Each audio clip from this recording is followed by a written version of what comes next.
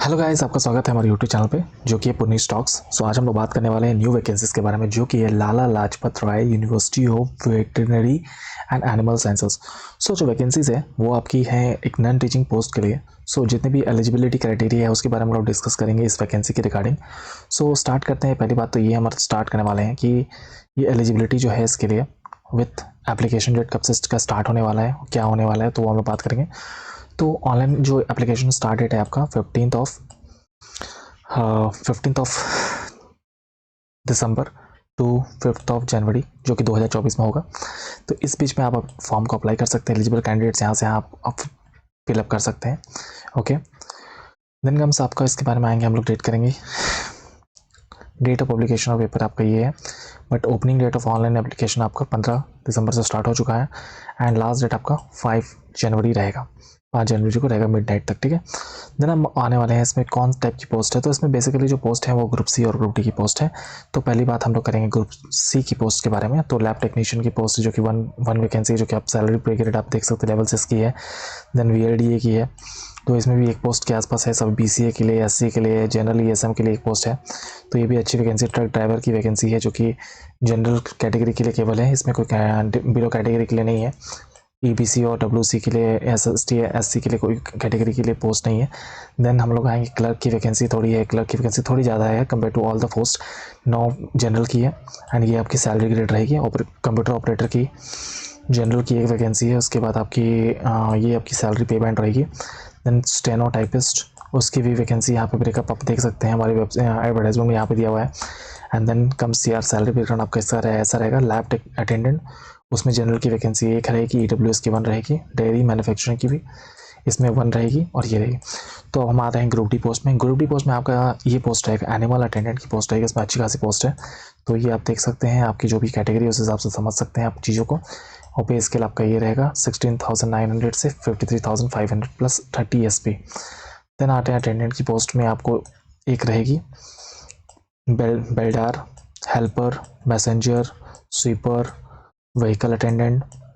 सो total group C और group D की post है। तो आते हैं हम लोग एसेंशियल क्वालिफिकेशन के लिए। जो एसेंशियल क्वालिफिकेशन जिनके बाद भी एडवर्टाइजमेंट है वो बहुत अच्छे तरीके से देख सकते हैं कि एसेंशियल क्वालिफिकेशन क्या है। तो लैब टेक्नीशियन की वैकेंसी, लैब टेक्नीशियन की जो वैकेंसी उसमें आपको 10+2 होना चाहिए प्लस साइंस होना चाहिए, 10+2 विद साइंस होना चाहिए और 2 years डिप्लोमा होना चाहिए वेटरनरी लेबोरेटरी टेक्नोलॉजी में। ठीक है, और हिंदी या संस्कृत एक भी सब्जेक्ट आपके मैट्रिकुलेशन या हायर एजुकेशन में होना चाहिए। देन आता है हमारा वेटरनरी लाइफस्टॉक डेवलपमेंट असिस्टेंट। तो इसमें भी 10+2 केवल होना चाहिए आपका। 2 years आपका वेटरनरी और लाइफस्टॉक डेवलपमेंट डिप्लोमा होना चाहिए इसमें। फिर इसके बाद हिंदी और संस्कृत आपका 1 ऑफ द सब्जेक्ट होना चाहिए मैट्रिकुलेशन के लिए। तो देखा जाए तो आपको ट्रक ड्राइवर के लिए जो भी होता है मेन आपका लाइसेंस रिक्वायर होना चाहिए। तो ट्रक ड्राइवर का लाइसेंसिंग होना चाहिए जो कि 3 साल पुराना होना चाहिए और मैट्रिकुलेशन तुम्हारा आपका होना चाहिए रिकॉग्नाइज बोर्ड से। और ड्राइविंग टेस्ट भी क्वालिफाई होना चाहिए बाई लुहास के द्वारा। सो और कलर ब्लाइंड नहीं होना चाहिए आपके जो भी ट्रक ड्राइवर इनके लिए वैकेंसीज के लिए अगर अप्लाई करते हैं। सो क्लर्क के लिए जो वैकेंसी है उसके बारे में बताया गया है कि आपकी ग्रेजुएशन आपको मांगा गया है जो विथ 50% मार्क्स और हिंदी या संस्कृत आपकी मैट्रिकुलेशन में होना चाहिए और हिंदी और टाइपिंग आपको आना चाहिए। स्पीड क्या है 30 वर्ड पर minute in each of the computer with commonly use word processing software. ठीक है, अब आते हैं हम लोग कंप्यूटर ऑपरेटर। कंप्यूटर ऑपरेटर के लिए भी आपको ग्रेजुएशन की रिक्वायरमेंट है जो कि आपका BCA हो सकता है, BTech हो सकता है, PE हो सकता है और हिंदी संस्कृत आपका कंपलसरी और टाइपिंग भी आपको हिंदी या इंग्लिश में होना चाहिए। हिंदी या इंग्लिश कोई भी चलेगा। और स्टेनो टाइपिस्ट में आपको भी ग्रेजुएशन की रिक्वायरमेंट है, हिंदी या संस्कृत आपको मैट्रिकुलेशन में होना चाहिए। तो मेन आपका सबसे ज़्यादा इंपॉर्टेंट यही है कि आप हिंदी और संस्कृत आपके होने चाहिए। मैट्रिकुलेशन आपकी हायर एजुकेशन के लिए बहुत इंपॉर्टेंट है। और इसमें स्टेनो टाइपिस्ट में आपको शॉर्ट हैंड आना चाहिए। इसमें क्या है 80 वर्ड्स पर मिनट होना चाहिए और ट्रांसक्रिप्शन आपका स्पीड कितना होना चाहिए 15 वर्ड्स पर minute and mistake should not exceed 8%। ठीक है, सो लैब अटेंडेंट के लिए भी आपका 10+2 होना चाहिए with science from the recognised board. And then जैसे कि हमने बात की हिंदी और संस्कृत हमेशा कंपलसरी लिखा गया है मैट्रिकुलेशन में।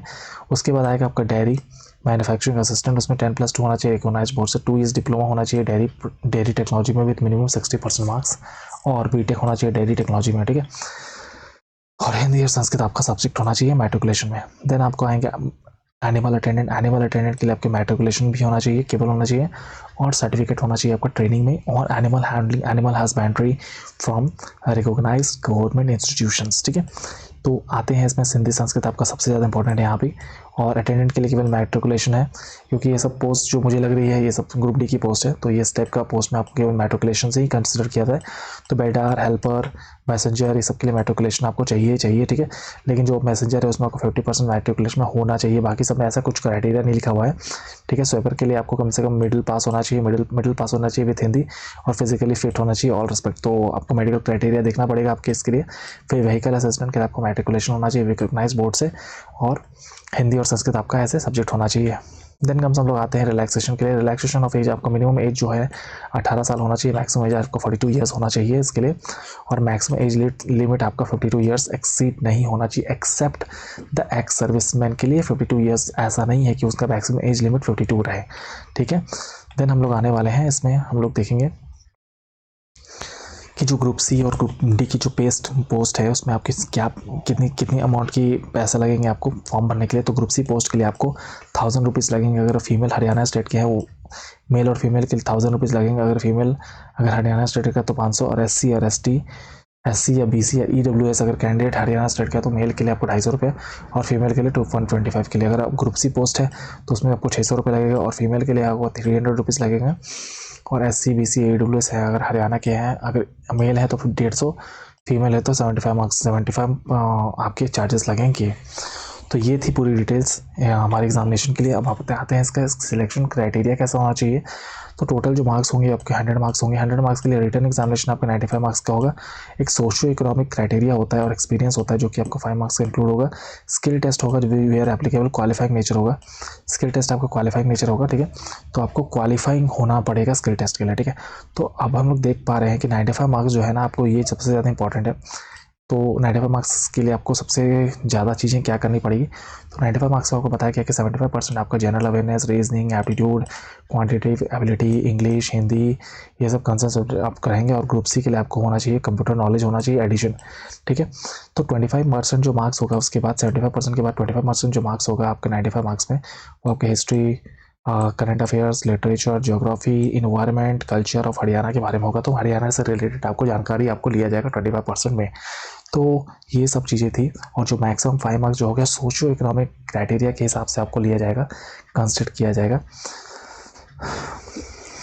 तो सोशियो इकोनॉमिक कंडीशन या क्राइटेरिया जो होता है, तो डेफिनेशन हम लोग देख सकते हैं कि definition of the family for the purpose of socio economic criteria आपका क्या रहता है कि मेल और एप्लीकेंट जो होता है वो अपना एप्लीकेंट हिमसेल्फ रहे और हिज और फादर अनमैरिड होना चाहिए। और male applicant means the applicant himself, his father, mother, wife, unmarried brother and son होना चाहिए। ठीक है, फीमेल अनमैरिड होना चाहिए। Female applicant means the applicant herself, वो अनमैरिड होना चाहिए, उनके पापा, मदर एंड अनमैरिड ब्रदर्स होने चाहिए। देन क्या होगा आपके फीमेल अनमैरिड होगा, applicant means the applicant herself and her brother, her husband, father in law, mother in law, unmarried brother in law and sons होने चाहिए। तो ये सब कंडीशंस आपके दिए हुए हैं, आप एडवर्टाइजमेंट में देख सकते हैं कि आप अगर सोशल इकोनॉमिक क्राइटेरिया के लिए एलिजिबल हैं या नहीं है। ठीक है, तो ये भी बहुत सारी चीज़ें क्राइटेरिया अलग से दी हुई है कि if the applicant belongs to a denotified tribe, तो इस टाइप का जो ट्राइब है या नोमैडिक ट्राइब है, तो which is neither A schedule caste nor a backward class, तो ये एंटाइटल्ड होंगे 5 मार्क्स के लिए एलिजिबल होंगे। ठीक है, applicant should be awarded half marks for each year or part therefore of exceeding 6 months of experience on the same. तो कोई भी यहाँ पे आपको एक्सपीरियंस बेसिस पे भी मार्क्स मिलेंगे। अगर आपके हर साल आपको आधे मार्क्स मिले जाएंगे आपके एक्सपीरियंस बेसिस के हिसाब से। ठीक है, तो अगर आपका no marks will be awarded for any period, अगर आपके 6 मंथ से कम एक्सपीरियंस हो तो आपको कोई भी मार्क्स आपको नहीं मिला जाएगा। तो ये चीज़ें थी आपकी इस एडवर्टाइजमेंट के लिए जो कि बहुत इंपॉर्टेंट थी। और स्किल टेस्ट भी होगा, स्किल टेस्ट जो कि उसमें होता है, skill test is typing test, shorthand test and driving test होता है जो कि क्वालिफाइंग नेचर आपका होगा ही होगा। सो ये थी पूरी डिटेल्स आपकी एग्जामिनेशन से related. So friends, get tuned for latest subject. Thank you, bye.